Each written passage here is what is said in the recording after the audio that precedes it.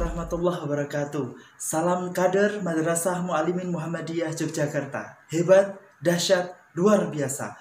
Bagaimana kabarnya kalian pada pagi hari ini? Semoga selalu dalam keadaan sehat walafiat tanpa suatu halangan apapun. Nah, anak-anakku sekalian, pada pertemuan yang ketujuh kali ini kita akan belajar tentang perkembangan pergerakan nasional dan Sumpah Pemuda yang dilaksanakan di Indonesia.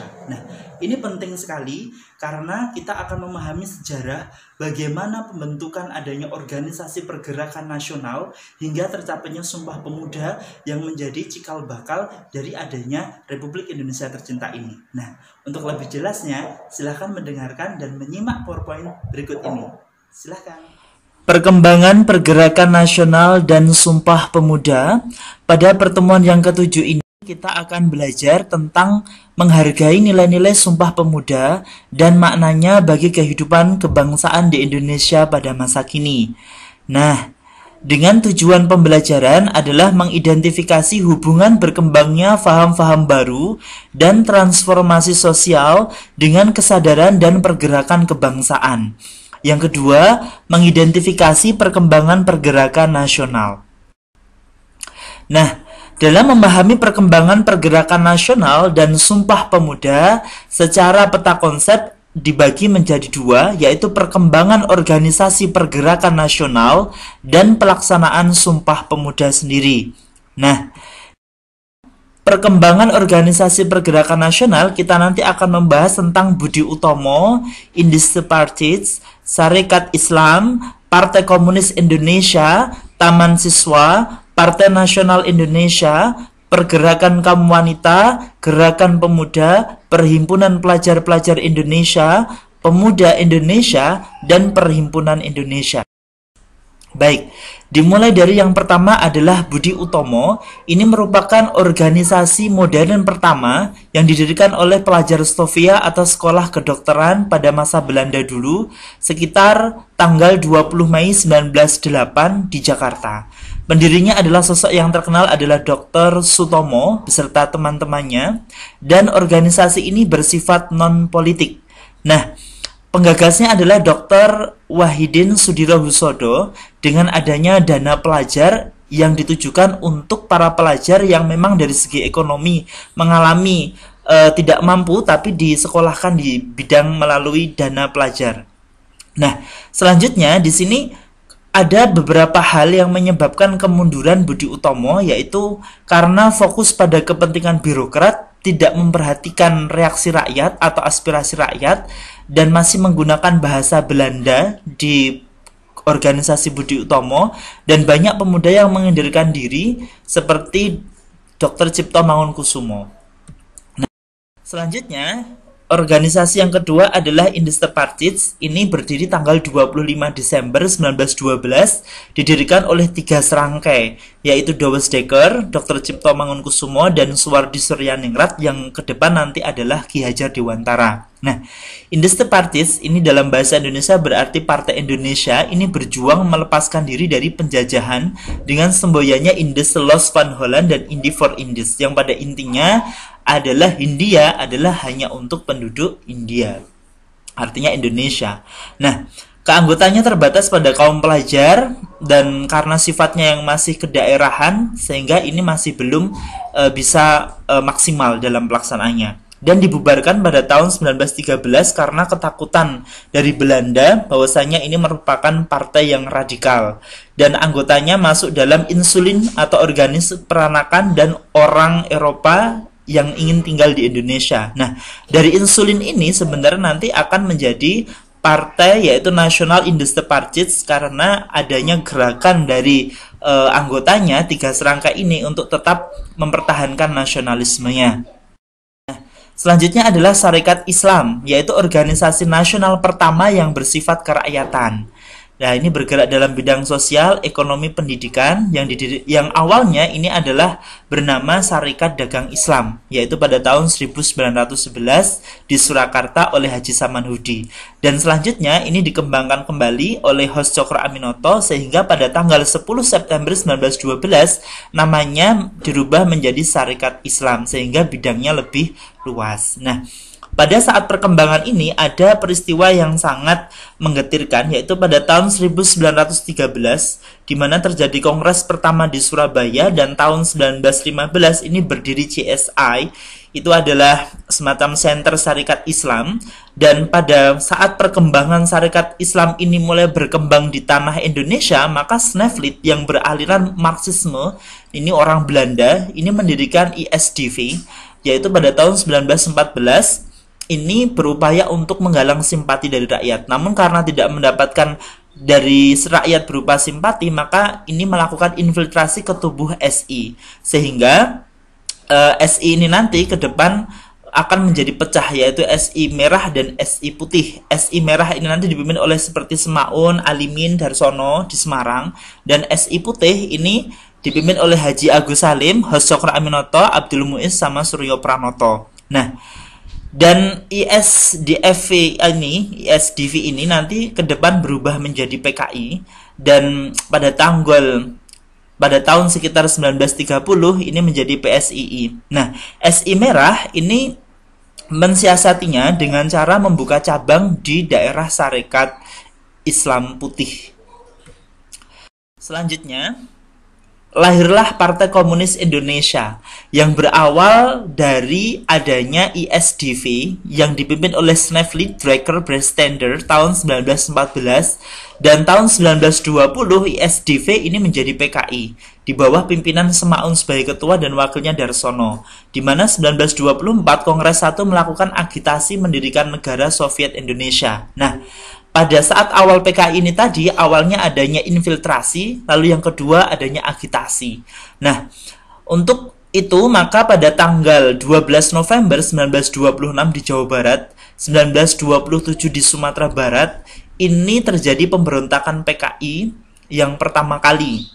Dan karena pemberontakan ini masih bersifat sporadis dan bersifat kedaerahan, maka masih bisa dielakkan oleh Belanda, dan tokoh-tokoh PKI diasingkan ke Bovendigul dan sebagian lari ke Moskow, yaitu di Semaun dan Muso. Nanti dia akan melakukan pemberontakan lagi. Nah, karena radikal maka PKI dibubarkan pada tahun 1927. Nah, selanjutnya dari sisi yang lain, adanya Taman Siswa ini merupakan sekolah kebangsaan pertama yang didirikan oleh Ki Hajar Dewantara pada tanggal 3 Juli 1922. Nah, inilah babak baru perjuangan melalui pendidikan untuk menanamkan jiwa kebangsaan bagi siswanya. Tujuannya adalah masyarakat yang tertib, tentram, dan damai yang dicapai berdasarkan Pancadharma. Nah, selanjutnya ini menggunakan sistem Among dengan pola belajarnya asah, asih, dan asuh. Dalam bidang kepemimpinan menerapkan semboyan ing ngarsa sung tulodo, ing madya mangun karsa tuturi handayani. Selanjutnya, Partai Nasional Indonesia ini karena adanya PKI melakukan pemberontakan pada sekitar tahun 1925, maka berdampak juga ke Syarikat Islam dan Budi Utomo tidak mampu untuk menggalang massa. Maka lahirlah organisasi beraliran nasional, yaitu Persyarikatan Nasional Indonesia, yang nantinya menjadi Partai Nasional Indonesia atau PNI di Bandung pada tanggal 4 Juli 1927. Nah, selanjutnya PNI dalam perkembangannya ini dari Algemene Studies Club yang berdiri sejak tahun 1925 ini dipimpin oleh Insinyur Soekarno, Mr. Sartono, dan Mr. Sunaryo. Nah, karena sifatnya ini terbuka, tidak membeda-bedakan agama, suku, ras, sosial, maka PNI cepat berkembang dan beraliran nasionalisme beserta anti kepada Belanda. Nah, pada tahun sekitar 1927, atas inisiatif PNI dibuat pemufakatan perhimpunan politik kebangsaan Indonesia, dan karena ini mengkhawatirkan, maka pada saat ini terjadi PNI lebih mendominasi sehingga dibubarkan pada tahun 1933. Nah, ini Mr. Sartono selaku salah satu pendiri ini membuat partai baru bernama Perindo, dan Sultan Syahrir dan Muhammad Hatta ini mendirikan yaitu Pendidikan Nasional Indonesia atau PNI baru. Nah, selanjutnya di sisi lain juga ada pergerakan kaum wanita, di mana dipelopori oleh Raden Ajeng Kartini yang mencita-citakan perbaikan derajat kaum wanita atau emansipasi wanita. Hal ini ditandai dengan pengiriman kepada surat, yaitu kepada Gadis Eropa dan Nusantara, dan seluruh suratnya dibukukan dalam buku Habis Gelap Terbitlah Terang karya Mr. Abendanon. Nah, di Jawa Barat juga ada gerakan Dewi Sartika yang melawan tradisi pingitan, kawin paksa, dan poligami. Nah, berkat perjuangan-perjuangan beliau inilah akhirnya lahirlah gerakan-gerakan wanita yang dikenal hingga nanti juga membantu dalam proses kemerdekaan Republik Indonesia. Nah, selanjutnya adanya gerakan pemuda ini yang masih bersifat kedaerahan adalah Trikoro Darmo yang berdiri tanggal 7 Mei 1915 dan Jong Sumatran Bon 9 Desember 1917 berserta Jong Islamenten Bon ini 1 Januari 1925. Nah, untuk lebih detailnya nanti bisa dilihat di buku paket halaman 105 sampai 107. Selanjutnya adalah Perhimpunan Pelajar-Pelajar Indonesia. Ini didirikan pada bulan September 1926 oleh pelajar di Jakarta dan di Bandung. Nah, selanjutnya ini juga bertujuan untuk memperjuangkan Indonesia merdeka dan untuk merealisasikan dari sifat kedaerahan, dan ini berupaya untuk menyatukan bangsa Indonesia. Selanjutnya, adanya Pemuda Indonesia ini berdiri di Bandung 20 Februari 1927 yang pada awalnya bernama Jong Indonesia, ini masih bersifat nasional dan dipimpin oleh para pemuda di Bandung. Nah, dalam persamaannya antara Pemuda Indonesia dan PPI ini adalah sama-sama memperjuangkan kesatuan bangsa dan mempelopori Kongres Pemuda II yang nanti ini akan menjadi fusi atau organisasi pemuda yaitu disebut dengan Indonesia Muda. Nah, dalam Perhimpunan Indonesia, ini pelajar Indonesia yang berada di Belanda mendirikan Industri-Vereniging. Jadi dari dalam itu juga mengadakan, dari luar juga mengadakan. Dan pada tanggal 1922, ini dirubah menjadi Industri-Vereniging dan 1924 Perhimpunan Indonesia. Kegiatan mengadakan pertemuan, jadi dari Perhimpunan Indonesia ini sering mengadakan pertemuan dengan Mr. Abendanon, Van Deventer, dan Snok Hukrons. Ini adalah tokoh yang memiliki rasa kepada rakyat Indonesia. Dan pada tanggal sekitar usia 15, peringatan yang ke-15 mengeluarkan buku Gideon Books ditulis oleh Sukerman WS, maka beliau menyampaikan 5 butir pernyataan politiknya yang nanti bisa dicek di halaman 108 sampai 109. Nah, selanjutnya adanya pelaksanaan Sumpah Pemuda. Di sini kita akan membahas tentang 4 hal, yaitu berdirinya organisasi kepemudaan, pendirian PPI, pelaksanaan Kongres Pemuda I, dan pelaksanaan Kongres Pemuda II. Nah, berdirinya organisasi kepemudaan ini adalah dilatar belakangi karena adanya beberapa tonggak pergerakan pemuda seperti Budi Utomo, namun karena ini banyak diambil oleh golongan priai dan pegawai pemerintah sehingga ini hanya fokus kepada kepentingan birokrat, maka bergabunglah ke organisasi yang bersifat daerah. Nah, pada tanggal 15 November 1925 diadakan pertemuan organisasi pemuda dan diputuskan akan diadakan pertemuan yang lebih lengkap lagi. Nah, selanjutnya pendirian PPI adalah perhimpunan pelajar Indonesia ini tujuannya adalah untuk menumbuhkan rasa persatuan dari berbagai daerah.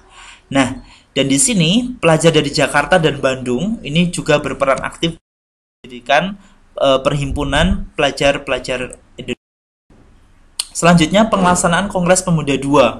Pada tanggal 26 sampai 28 Oktober 1928 ini diadakan kongres yang berjumlah sekitar 750 pemuda yang diwakili dari organisasi yang bersifat kedaerahan maupun dari SI dan Budi Utomo, dan karena suasana sidang saat ini diawasi oleh Belanda, ini maka ya tetap tenang dan kondusif sesuai dengan protokol yang disesuaikan oleh Belanda.